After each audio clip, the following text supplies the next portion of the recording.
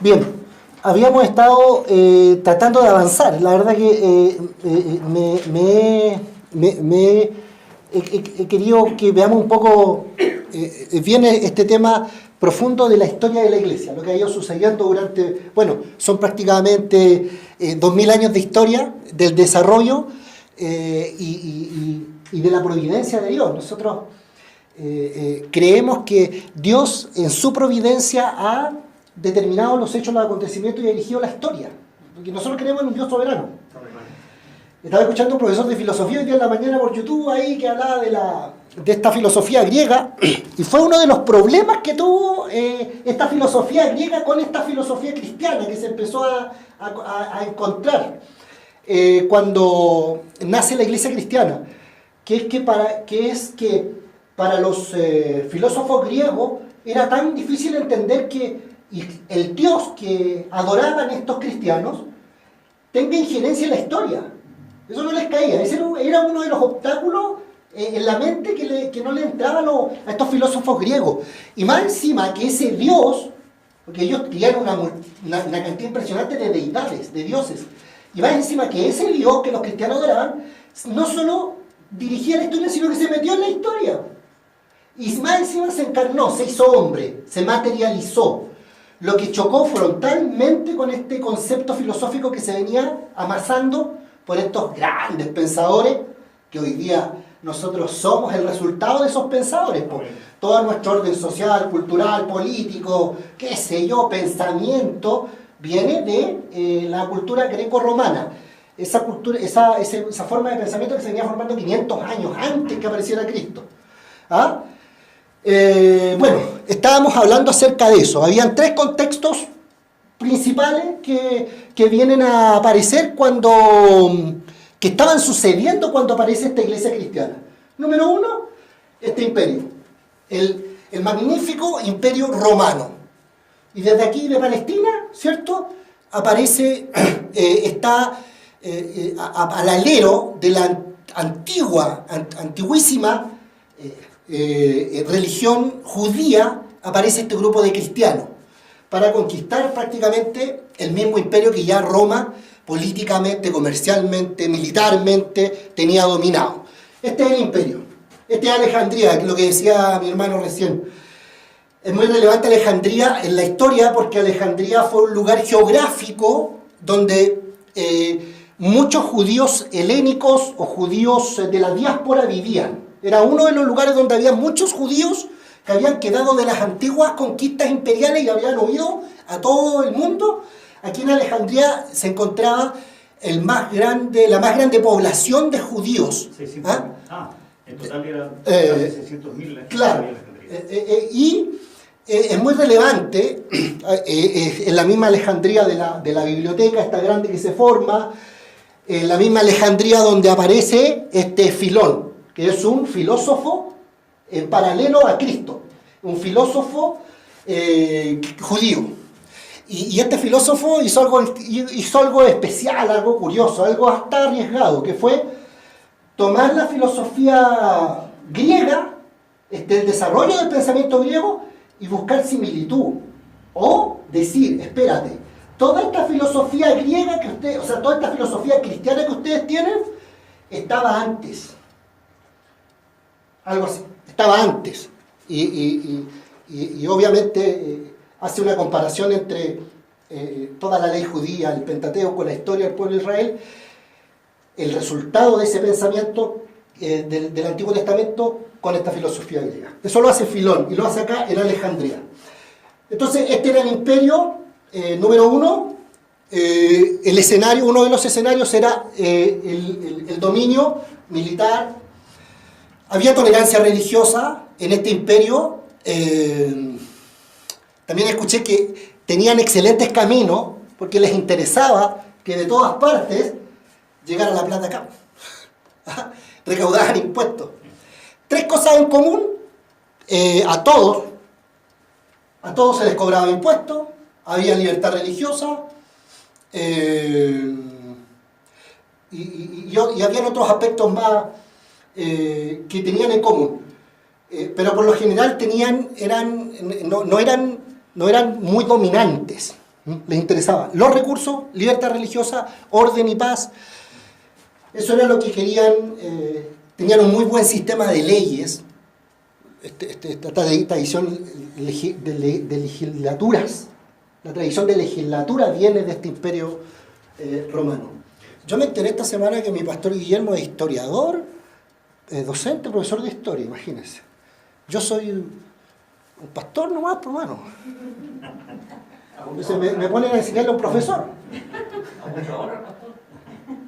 Bueno, mire, este cristianismo surge de pastores nómades del desierto para luchar contra la potencia intelectual y filosófica de la época. No me voy a desmerecer mucho.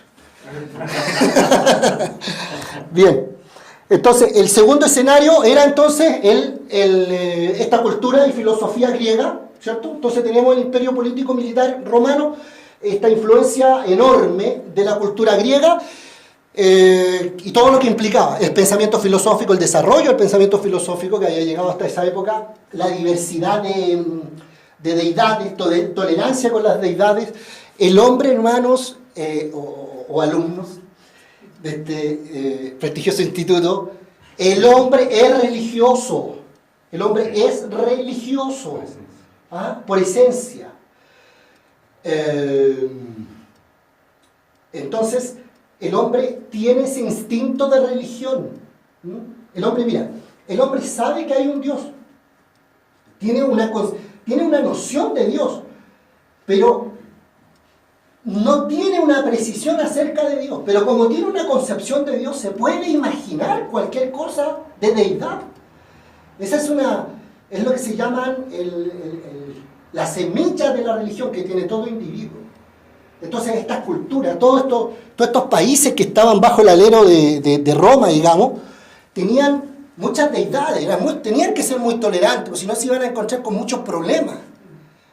Y efectivamente uno de los que más le dio problemas fueron los palestinos a los romanos. Por eso en el año 70 después ya les dejan caer toda la rabia y los destruyen casi. Entonces en ese contexto los griegos también tenían un desarrollo de pensamiento muy abierto, eran muy tolerantes.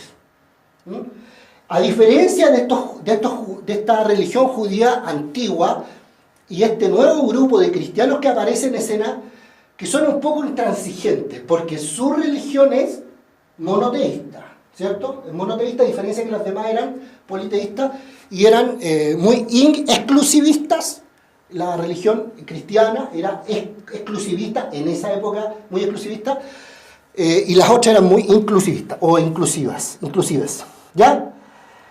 Eso eran, y el otro escenario, tres escenarios, el imperio romano, el pensamiento dominio del imperio del pensamiento griego, y el tercer escenario importante es que este cristianismo nace de la cuna del judaísmo, que es una religión bastante más antigua que cualquier otro pensamiento desarrollado para la época.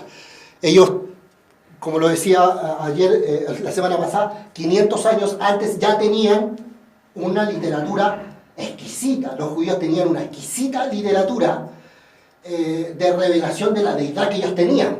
¿Ah? Dios se le había revelado a estos judíos, habían dejado escrito en cuero, en tabla, en piedra, y tenían todo un desarrollo histórico ahí de relación de Dios con el pueblo, y eso lo habían llevado a la literatura, y era muy desarrollado. Así que esos tres escenarios se presentan cuando nace esta incipiente iglesia cristiana. Y bueno, un poco para hacer más en detalle, pero vamos a verlo bien rápido, el pensamiento griego, ¿ah? Porque el pensamiento griego finalmente es una de las murallas con las que lucha permanentemente esta incipiente iglesia cristiana, que nace, ¿cierto?, en Jesucristo, ahí cuando nace Jesucristo y muere 30 años después, 33 años después. Entonces, este es Platón, este es Sócrates, este es Platón y este es Aristóteles, ¿ya? Este personaje fue tan importante para el pensamiento griego que se conoce la edad pre-Sócrates. ¿Ah? Es tan importante este personaje que marca un antes y un después. su discípulo Platón, y después se perfecciona más con Aristóteles. Aristóteles también tiene la influencia, está en la influencia que Aristóteles fue profesor de Carlomagno, hermano. Entonces Carlomagno después, cuando tiene todo este poderío y conquista, va con todo ese pensamiento filosófico. Y el imperio, Alejandro Magno. Entonces el imperio está empapado de la riqueza cultural, filosófica. El pensamiento griego está empapado, era la potencia en esos tiempos. Pero ¿qué es lo que creían? Fundamentalmente, ellos se esforzaron por comprender el mundo en su totalidad. Cómo funcionan todas las cosas, por qué las cosas mutan, por qué cambian, por qué el agua corre, por qué el aire, bueno, y las estrellas, todo esto. Estamos hablando de un desarrollo de pensamiento de 500 años antes de Cristo, hermano, ¿eh? Este es el pensamiento filosófico. Hay muchos documentales en YouTube con respecto al pensamiento filosófico. Échenle un vistazo y lean los libros que les recomendé de Henry Boe y de Justo González, porque ellos hacen este análisis que quiero hacer, hoy día lo ven ellos. ¿Ya? Y después se afina más esta preocupación de ellos por decir cómo funcionan todas las cosas. Aparece Platón y dice, está bien tratar de entender cómo funcionan todas las cosas, pero también queremos entender cómo funciona el hombre. Hermano, mira, yo quiero decir algo con relación a esto, al desarrollo y al pensamiento filosófico y a esta capacidad que tenían estos hombres de pensar tan finamente, hermano, de tener una influencia, después de muchos años, hasta el día de hoy. Yo creo que es Dios que le abrió la mente a esta gente. No hay otra explicación. ¿Cómo pudieron llegar a tener tanta capacidad intelectual? Y el apóstol Pablo, después, en el capítulo 17 del libro de los Hechos, cuando les predica en el Areópago, les dice una frase que es magistral. Los poetas de ustedes se acercaron. Así estuvieron. Yo creo que Dios, mira, por eso el hombre, el ser humano, todo, cualquier persona, no sea canuta, no tenga ninguna religión, es responsable, porque Dios marcó en la conciencia, en el pensamiento. Yo entiendo que cualquier persona con un CI promedio que se sienta a reflexionar acerca de la vida, inevitablemente llega a la conclusión de la existencia de Dios. Amén. Inevitablemente. Por eso los filósofos se acercaron tanto, hermano. Yo creo que Dios les permitió para que quede un registro de que el hombre, por sí solo, no con precisión, pero puede tener una clara idea de Dios. Y eso es lo que Dios va a juzgar. El apóstol Pablo dice en el libro Romano, de modo que no tienen, ¿qué cosa? Excusa. El hombre no tiene excusa. Todo indica la existencia de Dios, todo. Lo que hace el hombre es negarla deliberadamente y maliciosamente, pero todo indica la existencia de Dios. Cualquier persona con un CI razonable que se sienta a reflexionar va a llegar a la comprensión de la existencia o de algo, o de una fuerza, que fueron lo que hicieron los filósofos. Algo pasa, algo hay detrás de todo esto. Heráclito, que fue uno de los primeros, dijo, está el logos. Primero que nombra esta palabra, logos, y después Juan 1.1 que dice, en el principio, en el verbo era con Dios. Esta palabra es el logo. Alegres, hermano, por este instituto bíblico. Mi pastor, por favor. Tenía un pensamiento, usted ya está hablando de los pensamientos. El pensamiento filosófico de ese entonces estaba sectorizado para una determinada clase, o el pueblo en general tenía acceso a la información. Siempre, históricamente, y por eso no tiene que pasar acá. Lo conversábamos recién en la reunión. En todo grupo, ¿cierto?, donde se empieza a profundizar en el conocimiento, se elitiza. El conocimiento se elitiza. Toda la filosofía griega fue elitista. La sabiduría, el conocimiento de la filosofía romana también fue elitista. Así que, y eso es lo que no tiene que pasar acá. Por eso el problema que había en la iglesia de Corinto, esta división que había era fruto de las corrientes de pensamiento Y ahí entra la iglesia con esta filosofía, empieza así: yo soy de Pablo, yo soy de Apolo, yo soy de Cefas, es decir, de Pedro, yo soy de Cristo. Y fíjese, quiero solamente complementar esto, pastor Juvenal. En el capítulo 1 del libro de Corinto, en el versículo 18, Pablo magistralmente dice lo siguiente, escúcheme, dice: porque la palabra de la cruz es locura. ¿Ya?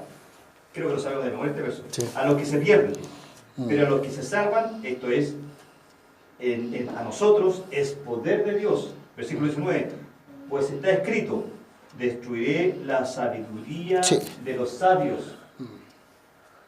Destruiré la sabiduría de los sabios y desecharé el entendimiento de los entendidos. Y Pablo dice: ¿dónde está el sabio? ¿Dónde está el escriba? ¿Dónde está el disputador de este siglo? Está hablando de la cultura griega, está hablando de los filósofos. Y después dice: no ha enloquecido Dios la sabiduría del mundo. Ahí me dio Corintio el hermano Alejandro, ¿eh? Se da cuenta, aquí todo se relaciona, hermano. ¿Ah? Bien, entonces es muy importante tener en cuenta esto de la riqueza filosófica griega en el mundo cristiano, precristiano en ese tiempo, hermano. ¿Ah?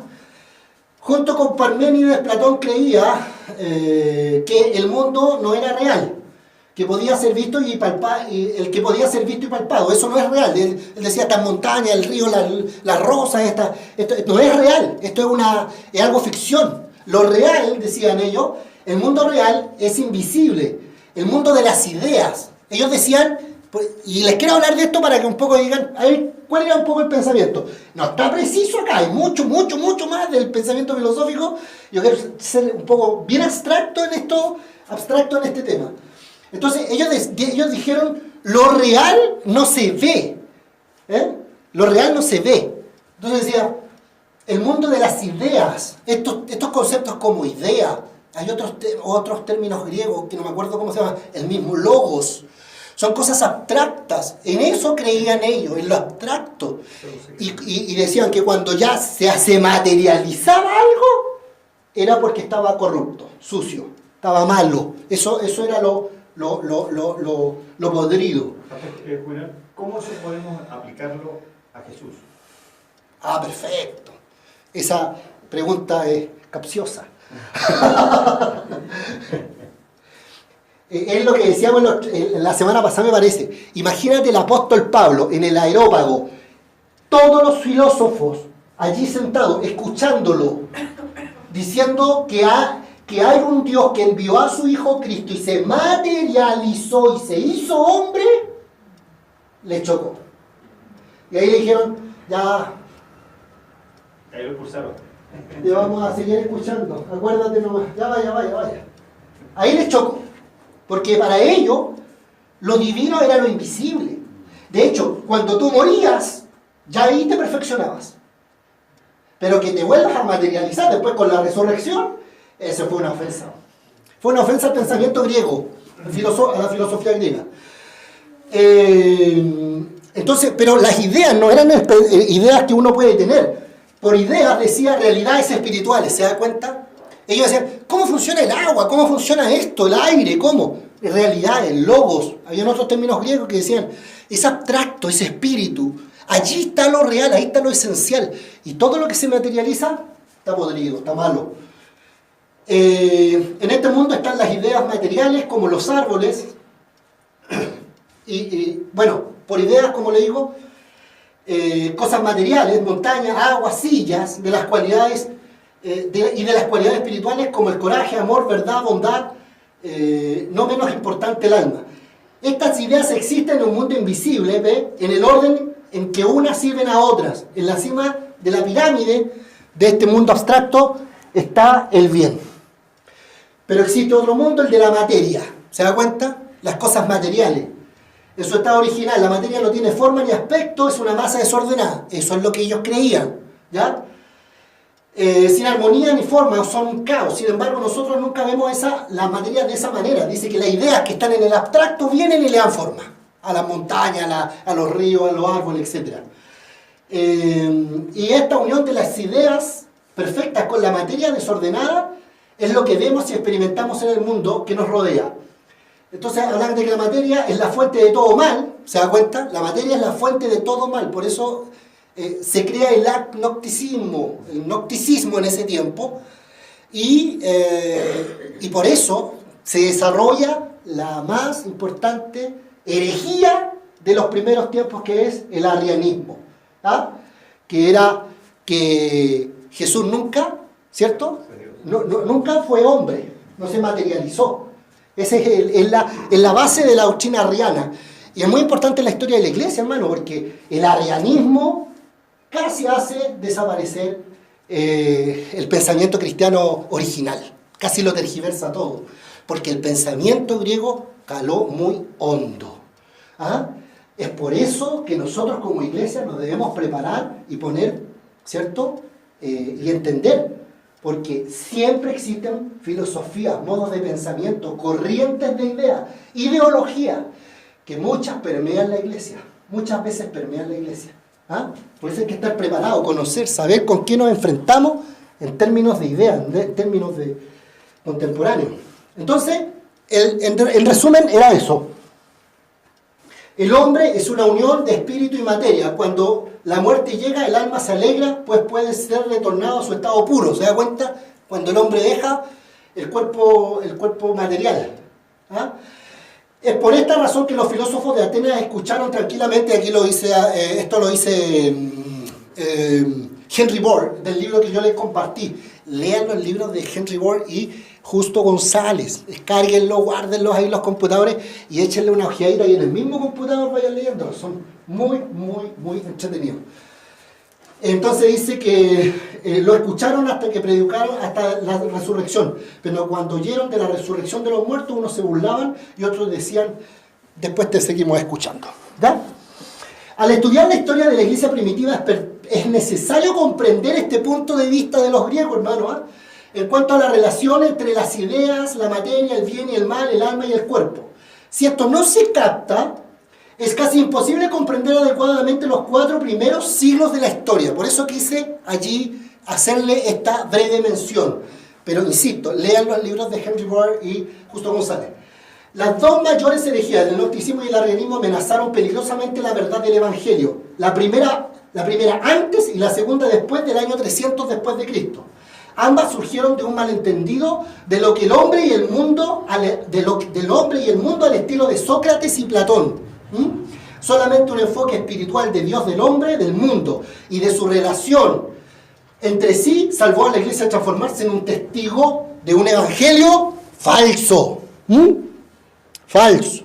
Lo mismo hoy día, el famoso, no sé si por posmodernismo o la posmodernidad, hermano, que está, pero va a haber algún minuto, ojalá pudiéramos llegar a hablar acerca de este concepto, de esta ideología y concepto filosófico del posmodernismo y la posmodernidad, que se basa fundamentalmente en la caída de los metarrelatos, ¿ah? Los metarrelatos de la edad moderna, que eran el cristianismo, el ateísmo, ¿no? El comunismo, el capitalismo y el iluminismo. Caen esos relatos, ya la gente lo cree en estas historias de estos grandes desafíos que el mismo hombre se pone para ser mejor. Y en la posmodernidad parte el microrelato, el subjetivismo, el relativismo, el relato individual, esa perspectiva subjetiva, individual de cada uno que permea la iglesia igual. Porque cada cual piensa como él quiere pensar. Claro, cada uno tiene su pensamiento propio y yo respeto el tuyo, mientras todo eso estoy hablando en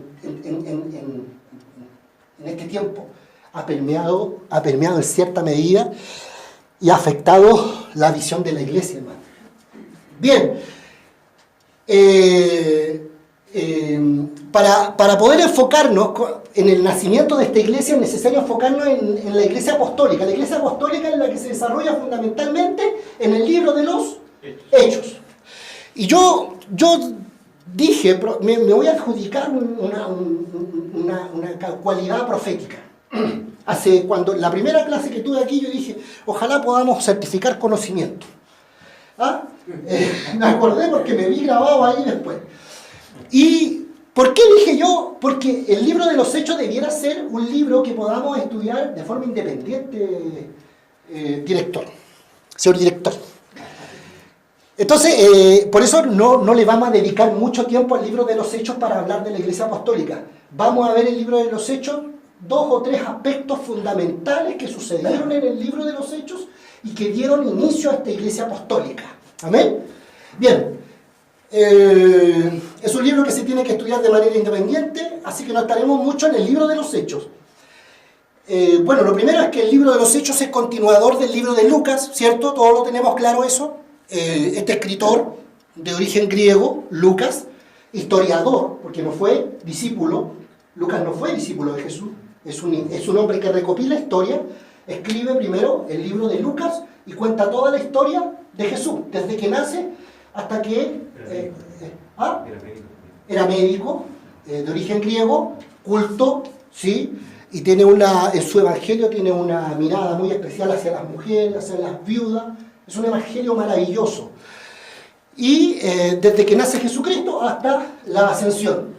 Y después escribe un segundo tomo, y estos libros eran escritos, tengo entendido, corríjanme si estoy equivocado, a una alta autoridad romana. ¿Cuál? ¿El libro de Lucas y de Hechos, que se llamaba Teófilo. ¿No es verdad? Y de hecho, me parece hasta que el modo de escritura es un poco más... Le hace como una dedicación al contenido. Sí. O excelentísimo Teófilo. El excelentísimo Teófilo le hace este escrito para ponerle en claridad todas estas cosas que estaban de Jesús en Palestina, que fue crucificado, un montón de cosas. Le escribe a él este precioso libro de Lucas, y la segunda parte de ese libro de Lucas es el libro de los Hechos. Con respecto a Hechos capítulo 1:8, factores que ayudaron al crecimiento de la Iglesia Apostólica en el libro de los Hechos. Hechos número 1:8. Es un versículo bíblico que nosotros lo usamos mucho alegóricamente. ¿Y cuál es el problema de usar la Biblia alegóricamente? Que le podemos dar una interpretación equivocada. ¿Qué es lo que es? Usar alegóricamente un versículo bíblico. Por ejemplo, Hechos 1:8, pero recibiréis poder cuando haya venido sobre vosotros el Espíritu Santo y me seréis testigos en Jerusalén, en Judea, en Samaria y hasta el último de la tierra. Es un programa. Eso es un programa sistemático que sucede en todo el libro de los Hechos. Pero ¿qué hacemos nosotros los pentecostales? ¿Cierto? De sangre caliente. Nos paramos en los púlpitos y empezamos a decir cuál es tu Samaria, cuál es tu Judea, cuál es tu Jerusalén. Y en ese momento estamos tomando el versículo, le estamos dando un significado alegórico, y al darle un significado alegórico estamos tergiversando la información contenida o la esencia del versículo bíblico. En algún minuto podríamos hablar acerca de qué tan literal es la escritura y qué tan alegórica es. Es alegórico cuando la propia Biblia dice... Y la explica. La explica. Sobre todo el libro de Apocalipsis. Claro. Tiene mucha alegoría, pero la Claro. propia Biblia, el propio libro de Apocalipsis dice, esto se explica de esta manera. Claro. Entonces, pero nosotros, yo lo digo porque yo soy de cuna pentecostal, entonces somos muy faltos de conocimiento. Yo he sido muy falto de conocimiento en lo particular, y muchas veces hemos tomado ciertas partes de la Biblia para darles una interpretación alegórica y nos hemos desviado del centro. Bueno, este versículo 8 del capítulo 1 del libro de los Hechos es muy relevante porque es un programa de crecimiento, de expansión de la iglesia que sucede en todo el libro de los Hechos. Es así, literal. Es un programa de crecimiento y expansión. ¿Amén? Bien. Bueno, con esto, acá. 3 hechos relevantes del libro de los Hechos. Número 1, la venida del Espíritu Santo en el año 30, capítulo 2. Ese hecho, la venida del Espíritu Santo en el capítulo 2, marca, ya lo vimos, primero capítulo 1, verso 8, y me seréis testigo en todas estas partes, fue un programa. Ayudó al crecimiento de este cristianismo en la era apostólica, cuando estaban los apóstoles. Segundo hecho importante, la venida del Espíritu Santo. Capítulo 2 del libro de los Hechos. Tercer evento importante, el concilio de Jerusalén. Este concilio en el que, bueno, aquí lo voy a ir explicando, y el cuarto, la declaración de Galión, en el año 52, Hechos 18, 15. La venida del Espíritu Santo, Dios llena a su pueblo con poder para lanzar las misiones de la iglesia. Eso es muy relevante, hermano, porque nosotros hemos estado viendo, y aquí tengo un mapa. Aquí igual, esto es, por aquí está todo esto, era el Imperio Romano, ¿no? Pero aquí está Jerusalén, más focalizado. Y aquí están los países representados en el momento en que viene este Espíritu Santo al lugar alto, ¿cierto? Ahí en Jerusalén, y son todos llenos del Espíritu Santo. ¿Qué gente había ahí en ese tiempo? Fundamentalmente judíos griegos, judíos helénicos. Fundamentalmente había muchos judíos griegos que habían viajado de todas estas partes. ¿Ah? Nombra a Alejandría, que está por acá. ¿Ya? Nombra a estos Ponto, Bitinia, Galacia, Pasadocia, Capadocia, Mesopotamia. Veamos eso. ¿Dónde está? Hechos capítulo 2. 2.9. 2.9. Léalo, hermano Alejandro. ¿De dónde venía esta gente? Leo del 8 para el contexto. ¿Ya? ¿Cómo dice? Pues les oímos nosotros hablar cada uno en nuestras lenguas en las que hemos nacido. No es que ahí hablaron en lenguas, sino Sí. que hablaron en... Ese es otro antecedente importante que también se mezcla, y el hermano Alejandro dijo, por acá van a meter corintios de nuevo acá, pero yo le voy a poner una barrera. Porque la lengua, ¿cierto? Específicamente acá fue un idioma, fue el idioma del individuo que venía de estos lugares. ¿Ah? No solo eran judíos helenizados, también había gente de esas localidades. ¿Ah? No solo judíos helenizados, sino que también había gente de África, había gente de Europa, había Partos, gente... medos, elamitas y los que habitaban. Ahí está. Partos, medos, elamitas. Esto es el oriente, hermano, el sector oriental, ¿cierto? ¿Dónde va? Partos, medos, elamitas. Y los que habitamos en Mesopotamia, Mesopotamia, acá. en Judea, Judea, en Capadocia, Capadocia, en el Ponto, de Ponto. Galacia, ¿ya? En Asia, Asia, perdón, Asia, Asia, en Frigia, Frigia, Atenas, hermano, Atenas, ahí está Atenas, la cuna de lo que hemos dicho. ¿Ya? Panfilia, ¿Ah? Panfilia. Panfilia. Sí, me perdió Panfilia. A Ya, la derecha. ahí está. En Egipto. Entonces, pero imagínate este acontecimiento cósmico, hermano. ¿Por qué? Porque estos 500 hombres que deben partir a Jesús. Y un ángel se pone al lado de ellos y le dice, dejen de babear, de mirar para arriba, y vayan a buscar la promesa. Suben al lugar, al aposento alto, estos 500, y poco a poco empiezan a irse. Ojalá que no pase acá en estas clases, que después quedemos poquito. En invierno, haga el compromiso, hay que venir. 85. Con charla, hermano, póngase charla aquí, prendemos estufa, no sé, cualquier cosa, pero hay que venir. ¿Ah? Resfriado, enfermo, ya. Este evento cósmico, hermano, en el lugar alto, y estos 120 aproximados el número, dice la Escritura, ¿cierto? Hablando no en una lengua pentecostal carismática como nosotros lo conocemos, sino que en un idioma, en una lengua de un grupo de gente que estaba de visita por esa festividad en ese momento. ¿Sí? Fue todo un evento supremo. La fiesta del Pentecostés.